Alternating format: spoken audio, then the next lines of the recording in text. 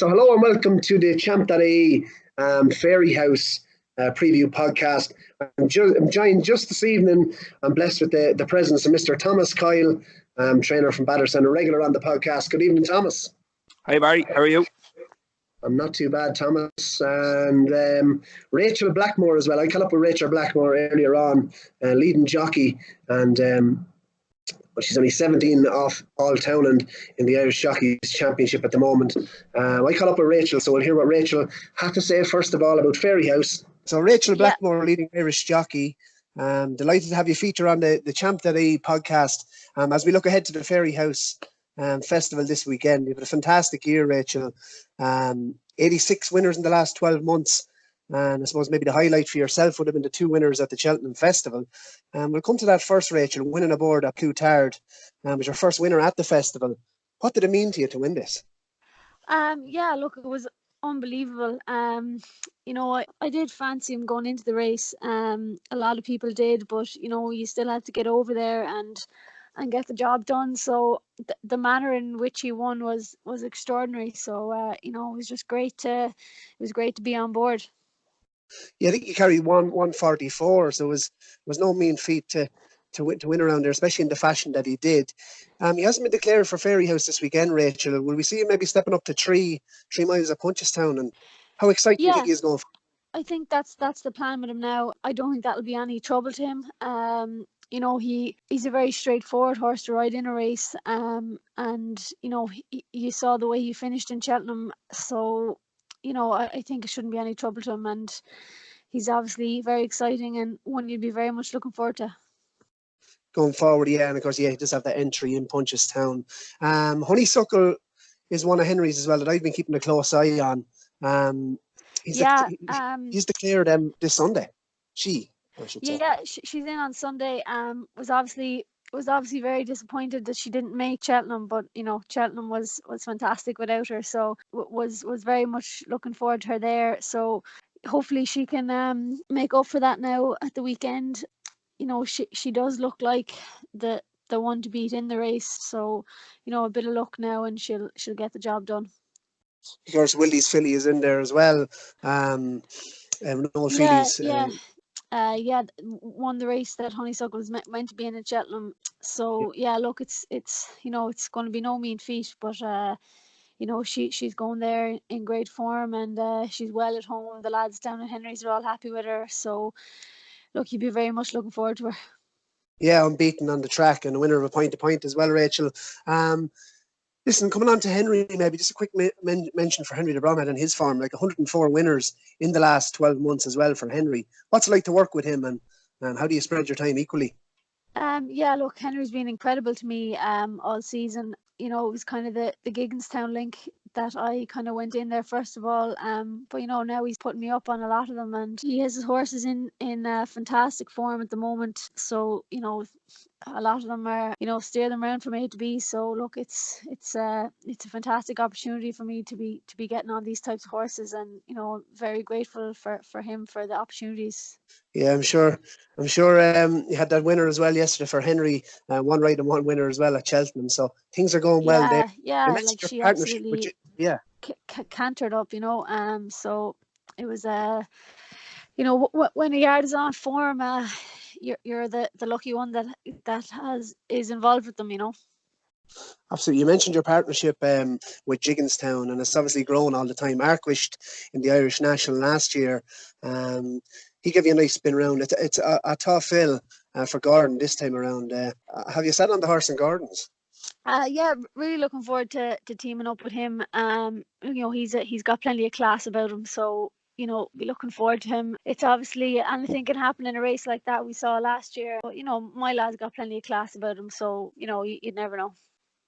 Yeah, he's near the top end of the weights as well. And what do you make of the race this year as a whole? He's got 11-1, so I think a lot of the winners in the last couple of years have carried less than that. Maybe our Duke was one of them that carried more, but a lot of them nearly come in under 10-8 or that. But look, he's a high class horse, so he'll take his chance and a bit of luck, he'll be thereabouts.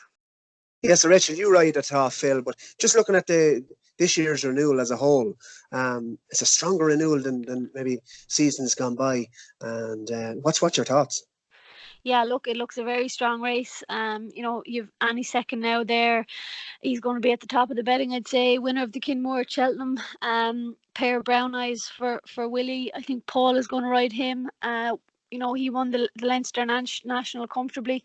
So, there's, look, you could be naming out a whole host of them there for a while, but look, it does look a very strong race. An interesting one as well, isn't it, Rachel? Just for Gordon, Robbie Power takes the ride.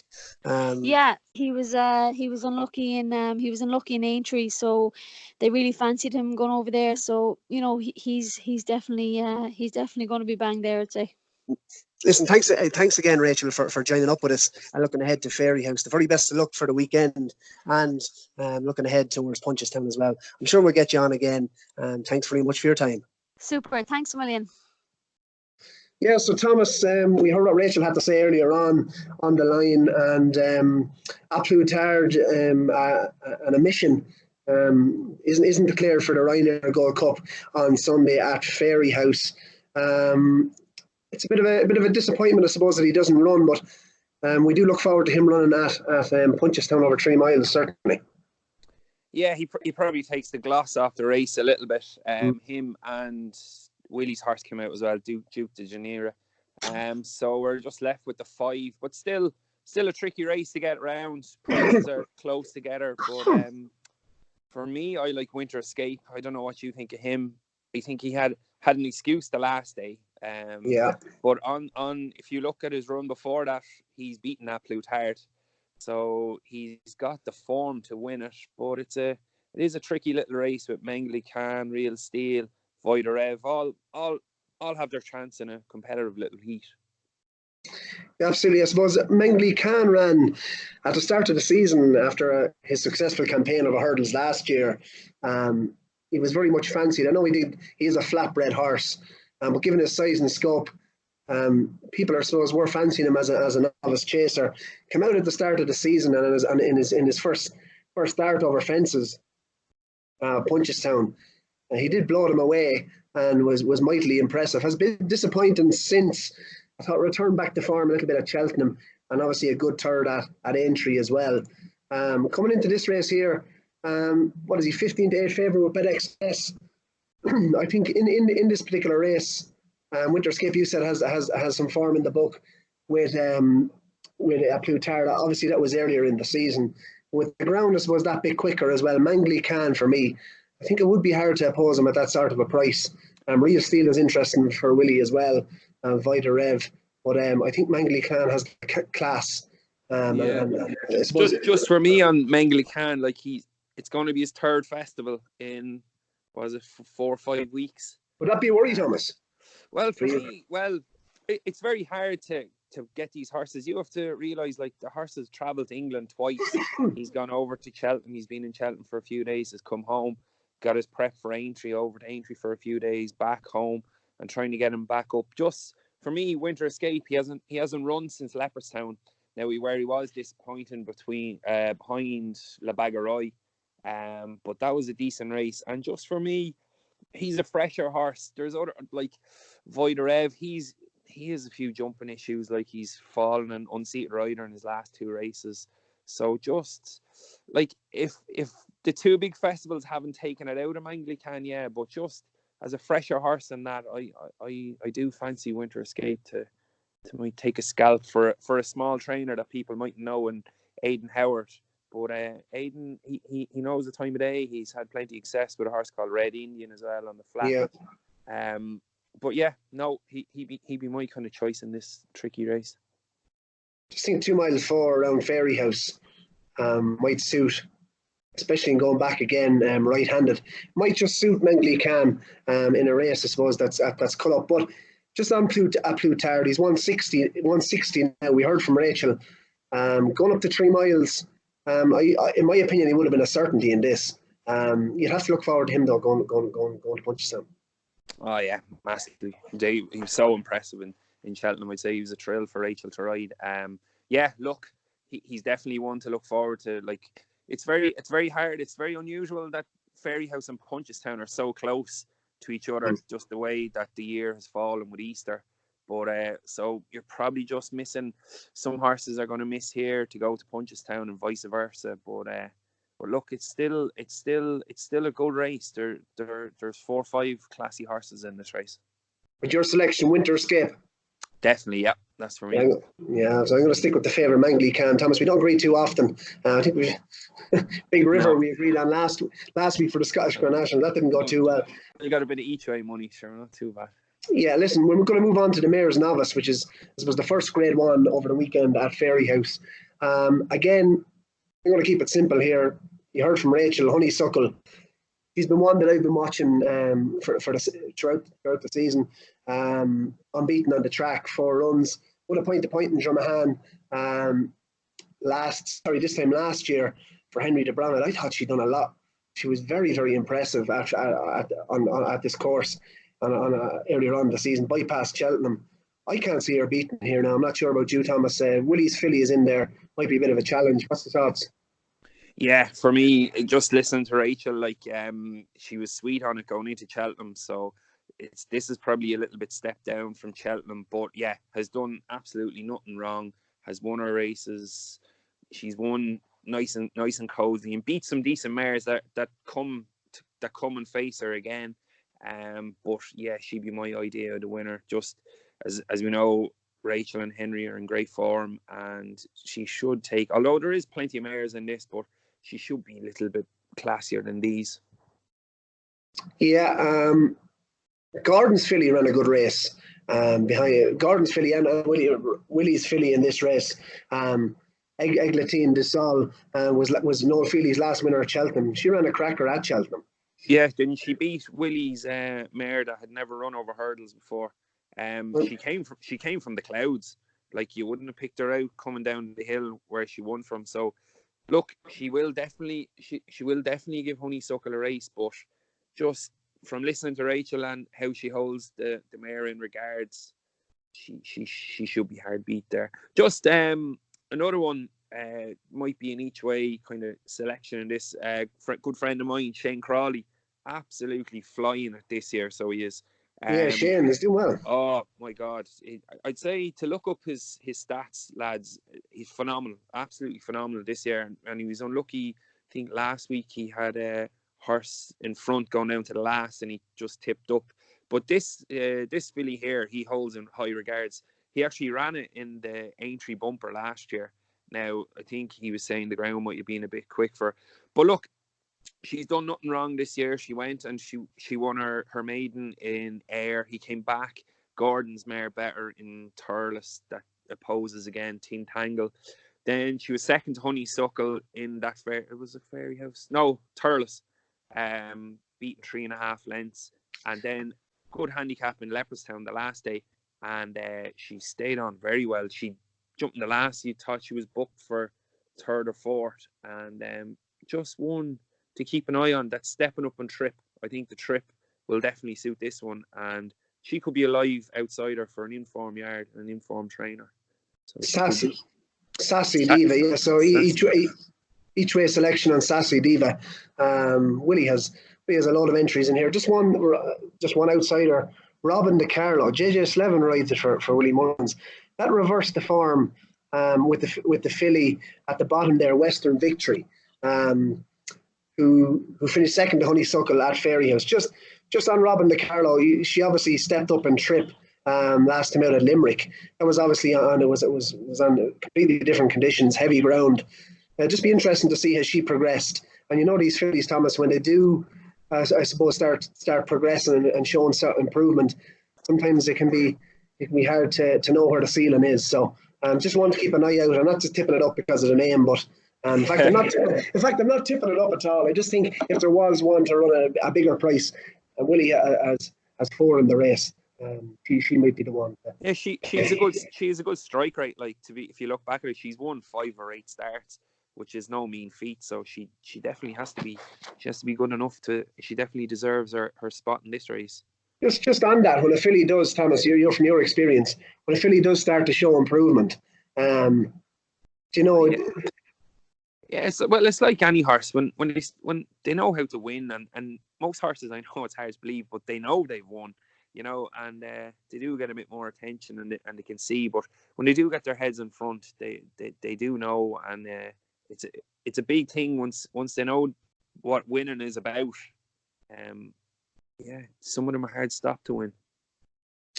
Absolutely. So yeah, we'll move on to the big one on Monday, Thomas, the Irish Grand National. First of all, we'll mention Forever Gold. Thomas, your connection with Eddie Colley, third in the race last year by a half a length to the actual to the winner general principal. What was that like for the team there? I mean, that horse he's been very, very consistent over the years, and. Yeah, look, he's probably, I'm with Eddie now 20 years. Hard to believe I'm nearly like part of the furniture up there. But at the stage. Yeah, but even only that we were third, we probably never had a day at the races like it. It was an unbelievable buzz. Even just to have a runner kind of in that race, because like we're literally 5 minutes from the race course, and growing up we used to go there every Monday, and to finally have something good enough to run in it, and like another maybe 50 yards we could have been parading the horse down the main street of Batterstown, but it just didn't happen. He's saving that for you, Tom, when you take over. We could be waiting a while for that. but Tom, chances this year, I mean, he is after sneaking in. Yeah, look, he's in. He's the right side of the weights, as Rachel was saying earlier. Usually horses under 10.8 have a great chance. He's in off 10.1. Adam Short rides again, who rode him last year. He takes 3 off him, so we actually have 9.12. Look, we're well in. The only worry, the horse is in great form. He's done a two pieces of work this week, have been as good as we want for what we've seen. The only slight worry is the ground. The ground is a massive worry for us. They have started watering, but all his better kind of form is on slightly softer ground. He won't, if he lets down and enjoys it, and can kind of, if he can stick with them kind of for the first circuit and jump away, because when they jump off in this, they go helter skelter up over that line up to the top of Ballyhack. If he can get in a posse, because if he can get in a posse and be happy enough, there won't be much horses coming home as strong on him. He loves Fairyhouse. He has some track record. Like, he's run over the course and distance. He's won a Porterstown. He's second, maybe 2 or 3 Porterstowns as well. He was second to Present and Percy in 1 Porterstown.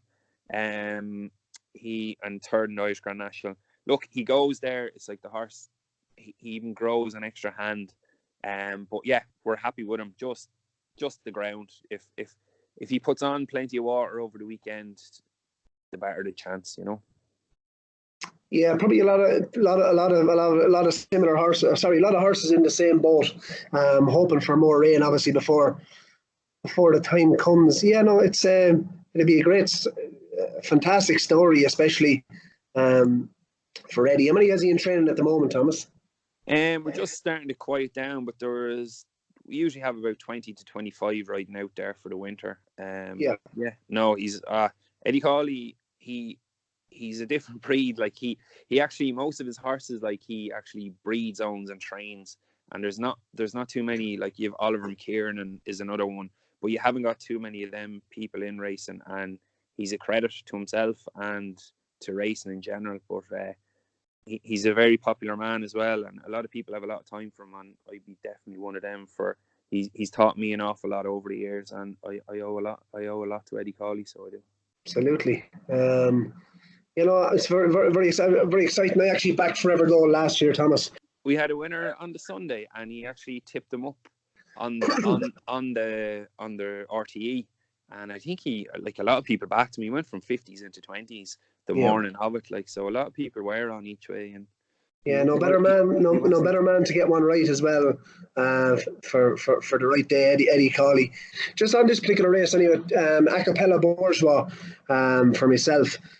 Jonathan Burke takes the ride, teaming up with Willie Mullins. He'd been there for a couple of seasons, doing really well now, Jonathan. a winner midweek on with Mr. Whitaker at Cheltenham. Acapella Bourgeois is a high class horse. He's in here. He carries 11 stone, so it's not going to be. He's a big fine horse. Again, he'd probably want a bit of use in the track. He's just one that I think might be well handicapped as well. Another one of Willie's is Pair of Brown Eyes. He's more up near up the top of the market, now 10-1, and Paul Town takes the right hand. He'd be one that I had mapped out as well for the entry Grand National and wasn't declared for that. So this has been the plan all along. I'm sure for a Pair of Brown Eyes, 2 against the field for me in the Irish Grand National. Thomas, I know you're going to say Forever Gold. If you were to maybe 2 selections for this, who would you go with? Another classy horse in it, but he's up the top of the waist. Jury Duty was travelling well in Aintree as well when he tipped up. I heard Gordon saying he's in good form, and Puppy Takes the Ride might have a lot of weight. Generally over the years, it's kind of a lighter weight that does win these kind of things. And, as Rachel was saying, yeah, maybe one down the bottom there that was really fancied for Cheltenham was Measure of My Dreams, the horse that Jamie rode in the Kim Muir. I think he's 10 stone. 10 stone, yep, there was correct. a massive gamble on him in Cheltenham, and I was listening to a thing there. Gordon was saying put cheap pieces onto him. Jamie just said he didn't travel early in the Kim Muir, so they have the cheap pieces on him first time. So he could be, I think he's 20 or 25-1. He could be a lively outsider with a lightweight, and him as well. We're flying the Mead flag yet again. Flying the Mead flag. Well, let's hope we can produce a few winners for the listeners. That concludes our Fairyhouse Preview podcast. Thanks very much to Mr. Thomas Coyle for joining us again on the line. We'll be back before Punchestown, Thomas. Yep. See you then, Barry. And thanks very much as well to Rachel Blackmore, who featured for the first time on the Champ.ie Podcast. And the best of luck to Rachel over the weekend's racing. Let's hope Honeysuckle proves high-class mare that she showed earlier in the season.